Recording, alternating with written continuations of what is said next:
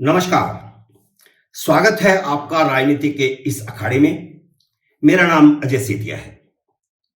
मेरे इस चैनल पर बात होती है खबरों के पीछे की, यानी खबरों की चीरफाड़। बात होती है विवाद, बात होती है दो टूक।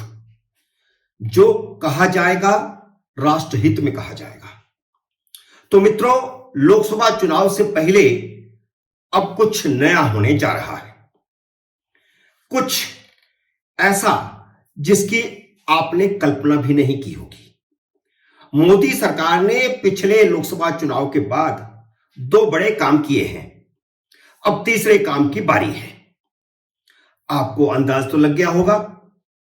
क्या आपको याद है कि दूसरी बार सरकार बनने के सिर्फ 2 महीने बाद ही अमित शाह ने 5 और 6 अगस्त को उस 370 को एक झटके में खत्म कर दिया था, जिसके बारे में कहा जाता था कि यह कभी हो ही नहीं सकता। फिर उसी साल के आखिर में सिर्फ 2 दिनों के भीतर 10 और 11 दिसंबर 2019 को नागरिकता संशोधन कानून संसद से पास करवा लिया था। इस बीच 9 नवंबर 2019 को राम जन्मभूमि पर सुप्रीम कोर्ट का फैसला भी आ चुका था। तो मुसलमानों का सारा गुस्सा नागरिकता संशोधन कानून के खिलाफ उतरा। वह आप सबने देखा। जगह जगह लंबे लंबे धरने, प्रदर्शन और जुलूस जलसे हुए। शाहीन बाग में महीनों धरना लगा रहा। कुछ एक जगहों पर हिंसा भी हुई और उसके बाद फिर बाबा का बुलडोजर भी यूपी में चला।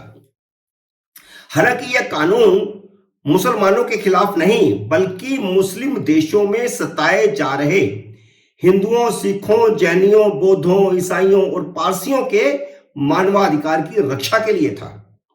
लेकिन भारत के कम्युनिस्टों ने मुसलमानों को भड़काया। खालिस्तानी भी साथ जुड़ गए। मानवाधिकार संगठनों ने भी देश और दुनिया में ऐसी हवा बनाई कि जैसे यह कानून मुसलमानों के खिलाफ था।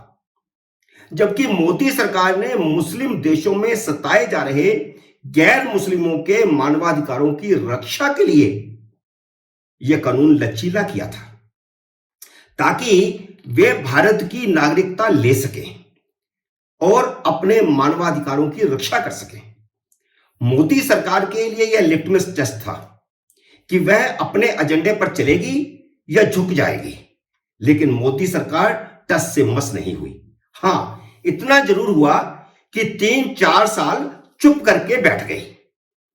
अपने अगले एजेंडे को बर्फ में डाल दिया। इस साल के शुरू में एक और एजेंडा लागू हो चुका है, लेकिन जवाब पूरी तरह तैयार था। इसलिए वामपंथियों और कट्टरपंथी मुसलमानों को छोड़कर किसी ने कोई ज्यादा हो हल्ला नहीं किया। यह काम था मुगलों की वाहवाही करने वाले झूठे इतिहास की पाठ्य पुस्तकों को कूड़ेदान में फेंकना और सही इतिहास की पाठ्य पुस्तकों को स्कूली शिक्षा में लागू करना। मोदी सरकार 4 सालों में 4 बड़े मुद्दों पर अपने एजेंडे को लागू कर चुकी है। अब इन सब एजेंडों की मां, यानी एक कानून एक देश की बारी है। कॉमन सिविल कोड, जिस पर जब जब बात होती है हल्ला होता है। संविधान के अनुच्छेद 44 में लिखा है कि राज्य देश के सभी नागरिकों के लिए समान नागरिक संहिता लागू करने का प्रयास करेगा। राज्य मैंने सरकार, यानी संविधान में संविधान निर्माताओं ने लिखा कि आने वाले समय में देश की सरकार पूरे देश में समान नागरिक संहिता लागू करेगी। दुनिया के 125 से ज्यादा देशों में कॉमन सिविल कोड है। यहां तक कि भारत के गोवा राज्य में भी कॉमन सिविल कोड है। भारत की सुप्रीम कोर्ट कम से कम 1 दर्जन बार और विधानसभाएं तो न जाने कितनी बार सरकारों को यह याद दिला चुकी है कि उसे कॉमन सिविल कोड संहिता बनानी है। लेकिन जब जब सुप्रीम कोर्ट का फैसला आया, तब तक मुसलमानों ने विरोध शुरू कर दिया। मुसलमानों को वोट बैंक की तरह इस्तेमाल करने वाली सभी राजनीतिक पार्टियों ने भी खुलकर विरोध किया। जो संविधान की दुहाई देते हैं, जो सुप्रीम कोर्ट की दुहाई देते हैं, जो कानून के राज की दुहाई देते हैं, सुप्रीम कोर्ट जब जब कहती है कि कॉमन सिविल कोड लागू करने का समय आ गया है, ये सारे के सारे विरोध करने लगते हैं। भारतीय जनता पार्टी शुरू से ही समान नागरिक संहिता का समर्थन करती आ रही है और उसके चुनावी एजेंडों में भी यह मुद्दा रहा है। 370 की तरह यह भी उसके कोर एजेंडे में शामिल है। उत्तराखंड और गुजरात विधानसभा चुनावों से पहले भाजपा ने कॉमन सिविल कोड लागू करने का वादा किया था। उत्तराखंड में जन सुनवाई के बाद अपना प्रारूप तैयार कर लिया है।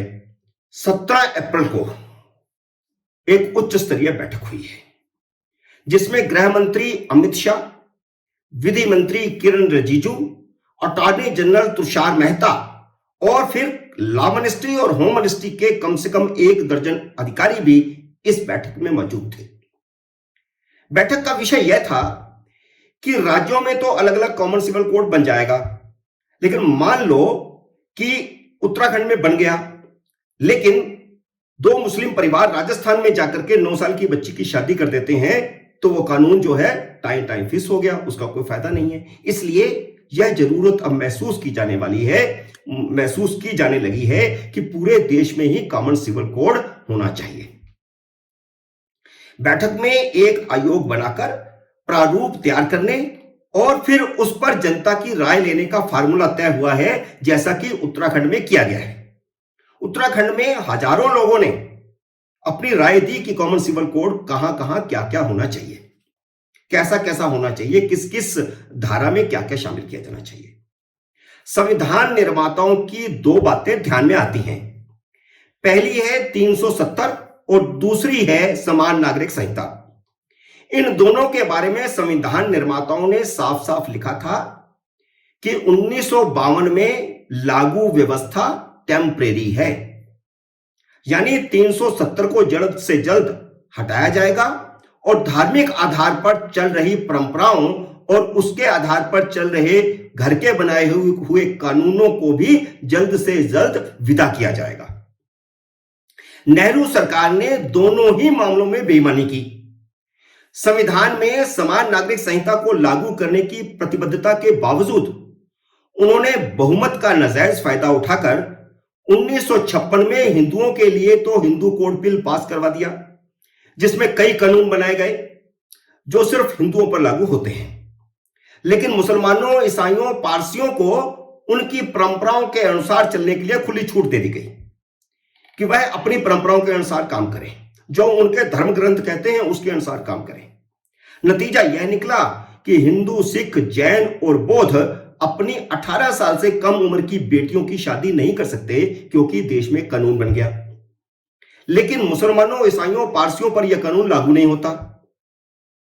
मुसलमानों पर उनके अपने मुस्लिम पर्सनल लॉ बोर्ड का कानून चलता है, जिसके अनुसार वे 9 साल की बच्ची की शादी कर सकते हैं। उन पर बाल विवाह कानून भी लागू नहीं होता।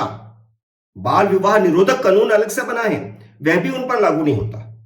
हिंदू, सिख, जैन और बौद्ध बिना पहले तलाक के दूसरी शादी नहीं कर सकते, लेकिन मुसलमान बिना पहली शादी का तलाक दिए 4 शादियां कर सकते हैं। तलाक के मामले में मुस्लिम महिलाओं की जो दुर्गति थी, उसे सुप्रीम कोर्ट के आदेश से मोदी सरकार ने कानून बनाकर थोड़ा ठीक किया है।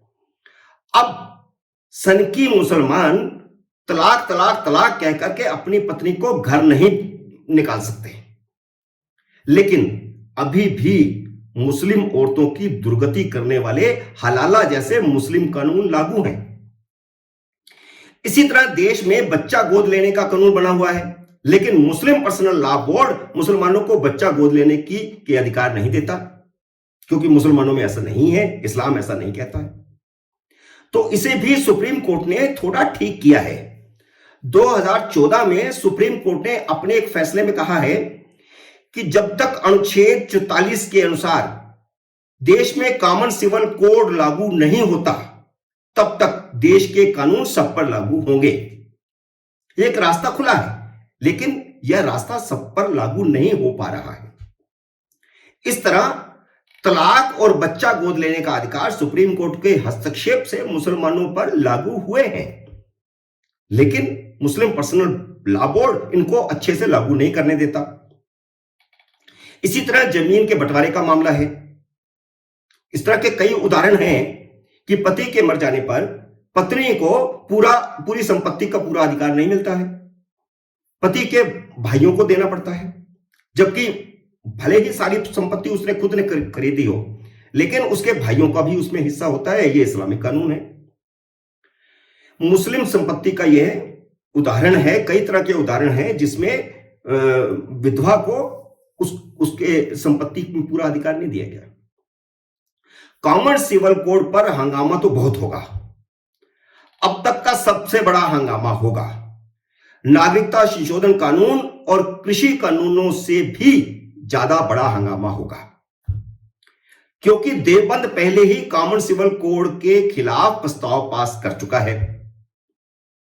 लेकिन पश्चिम देशों से जैसी सपोर्ट उन्हें नागरिकता संशोधन कानून बनने पर मिली थी, वैसी कॉमन सिविल कोड पर नहीं मिलेगी, क्योंकि 125 से ज्यादा देशों में कॉमन सिविल कोड पहले से लागू है।